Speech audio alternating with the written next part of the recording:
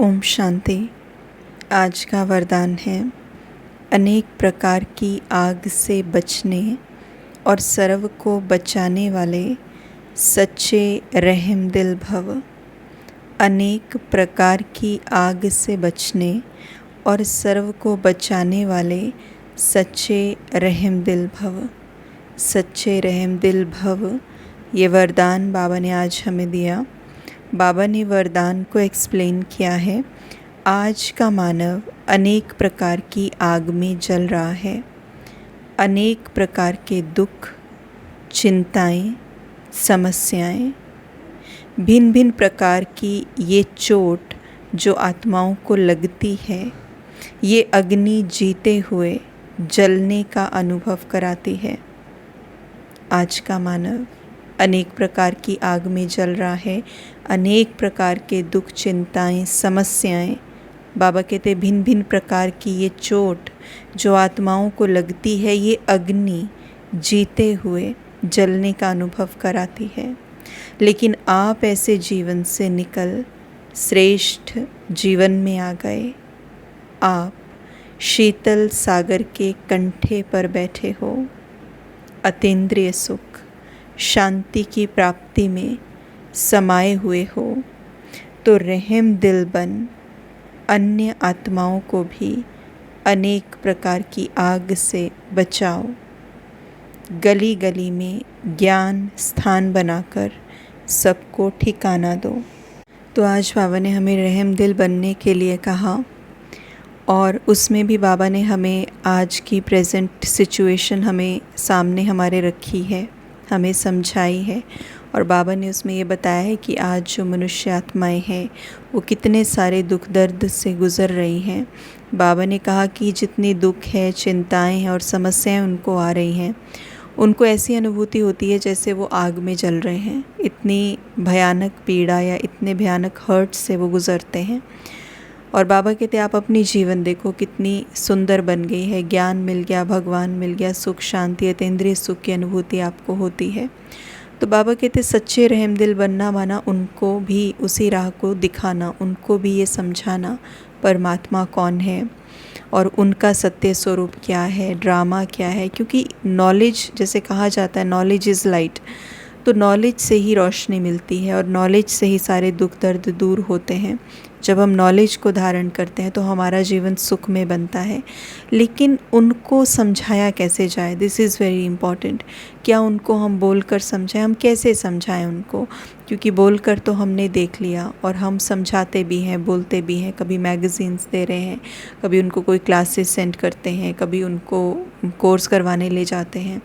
तो हम अपनी तरफ से सारी चीज़ें करने की कोशिश करते हैं, लेकिन फिर भी कहीं ना कहीं ये पाते हैं कि परमानेंटली वो उस चीज़ को महसूस नहीं कर पा रहे। और उसका सबसे बड़ा one of the biggest reason ये है कि हम जो भी उनको बता रहे हैं वो हमारे जीवन से वो चीज़ें नहीं सीख रहे हैं। जो चीज़ें भी हम उनको बता रहे हैं, जो चीज़ें भी हम उनको समझा रहे हैं, वो सारी की सारी चीज़ें वो हमारे जीवन में देखना चाहते हैं। और उसके बाद वो हमारे जीवन में देख के प्रैक्टिकली वो उनके लिए फिर उसमें चलना सहज हो जाएगा। तो इसीलिए सबसे बड़ी मेहनत हमें हमारे ऊपर करनी है। और वो मेहनत ये है कि जो भी हम ज्ञान सुनते हैं, पढ़ते हैं, जो भी हम बाबा की समझाने को समझ पाते हैं, वो हम प्रैक्टिकल में धारण कर लें। क्योंकि अब वो समय नहीं है जब हम उनको कुछ समझाएं या हम उनको कोई रास्ता दिखाएं तो वो सुने। क्योंकि सुनने का समय अब लगता नहीं कि है हमारे पास, या सुनाने का समय है, या उनके पास सुनने का समय नहीं। अभी सबको ऐसा लगता है कि इंस्टेंट रिज़ल्ट चाहिए। वो इंस्टेंटली ही देखना चाहते हैं कि ये ज्ञान क्या है।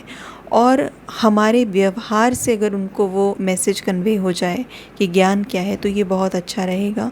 क्योंकि प्रैक्टिकल स्वरूप से ही उनके लिए चलना सहज होगा। क्योंकि लोग बहुत सुन चुके हैं, बहुत सारी चीज़ें, तरह तरह के स्पिरिचुअल सेशंस वो लेते हैं, जगह जगह वो जाते हैं, हर जगह सत्संग है, हर जगह कुछ ना कुछ चल रहा है। तो इसलिए उनको ये लगता है कि हाँ अच्छा तो सभी बोल रहे हैं, लेकिन व्हाट्स न्यू, नया क्या है। अब वो प्रैक्टिकल स्वरूप देखना चाहते हैं। तो इसीलिए हम क्योंकि वो परमात्म प्राप्तियों को अनुभव कर पा रहे हैं, तो अब रिस्पॉन्सिबिलिटी और भी बढ़ जाती है कि हमारे बोल में, व्यवहार में, थॉट्स में, हमारी पर्सनैलिटी में वो ज्ञान उतर आए, तो हम प्रत्यक्ष स्वरूप बन जाएं उस ज्ञान का, ताकि वो आत्माएं, उन आत्माओं को हमें ज़्यादा डिटेल देनी ही ना पड़े, हमारा स्वरूप देख के ही उनको समझ में आए कि इनको पढ़ाने वाला कौन है, इनको ज्ञान देने वाला कौन है, वो जुड़ जाएं। क्योंकि अब यही चीज़, क्योंकि हम देखते हैं अभी प्रेजेंट सिनेरियो अगर आप देखें तो बहुत सारी जगह हैं, बहुत सारी जगहों पे सत्संग होता है, डिफरेंट ऑर्गेनाइजेशंस हैं, अलग अलग तरीके से लोगों को हेल्प आउट करने की कोशिश की जा रही है, लेकिन फिर भी लोग वो शांति को महसूस नहीं कर पा रहे और उनको लगता है कि हाँ, ये सुनी सुनाई बातें हैं, या स्पिरिचुअलिटी से शायद उतना फ़र्क नहीं पड़ता है या थोड़ी देर का पड़ता है। परमानेंट रिज़ल्ट दिखाने के लिए हमें उस स्पिरिचुअलिटी को अपने जीवन में धारण करना पड़ेगा, और धारण करते ही उनको समझ में आएगा कि ये कुछ अलग है, क्योंकि यहाँ पे सिर्फ बोला नहीं जा रहा, यहाँ पे किया भी जा रहा है, प्रैक्टिकल स्वरूप। तो इसीलिए अगर हम ऐसे प्रैक्टिकल स्वरूप बन जाते हैं तो उनको रास्ता दिखाना और ज़्यादा आसान हो जाएगा कि परमात्मा की तरफ ही जाने वाला ये रास्ता है, और वही सच्चा जो है वो हमारा रक्षक है, और वही हमें ज्ञान देकर हमें सुख शांति में जीवन प्रदान कर सकता है। तो ऐसे उनको विश्वास दिलाना ज़्यादा सहज होगा। बाबा ने स्लोगन आज का दिया, जिनकी एक बाप से सच्ची प्रीत है उन्हें अशरीरी बनना सहज है। जिनकी एक बाप से सच्ची प्रीत है उनके लिए अशरीरी बनना सहज है। क्यों? क्योंकि जिससे हमें प्यार होता है हम उसके समान बनना चाहते हैं, हम उसकी बात मानते हैं, उसके सजेशंस को हम प्रायोरिटी पे रखते हैं, उसकी सलाह को हम प्रायोरिटी पे रखते हैं। तो इसलिए दिस इज़ वेरी इम्पॉर्टेंट कि हमारा बाप के साथ का जो रिश्ता है वो गहरा हो, प्रीत सच्ची हो, प्यार सच्चा हो, उसके लिए रिस्पेक्ट हो, उसके महावाक्यों के लिए रिस्पेक्ट हो, उसकी सजेशंस को हम दिल से लगा कर रखें और उसको प्रैक्टिकली अपने जीवन में इम्प्लीमेंट करें। तो डेफिनेटली फिर अशरीरी बनना तो सहज हो ही जाएगा, क्योंकि बाबा की पहली श्रीमत ही यही है कि तुम आत्मा हो, तुम ये दे नहीं हो।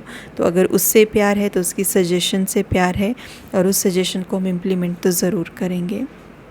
तो ये चीज़ भी बाबा ने हमें समझाई। तो आज के 2 होमवर्क, पहला होमवर्क कि बोलने के बजाय बहुत अच्छा होगा अगर हम प्रैक्टिकली ज्ञान को अपने स्वरूप द्वारा स्पष्ट करें और प्रत्यक्ष करें। और दूसरा आज का हमारा होमवर्क, बाप से सच्ची प्रीत, जिससे प्यार है उसके समान हमें बनना है, तो अशरीरी बनना हमारे लिए और भी सहज हो जाएगा। ओम शांति।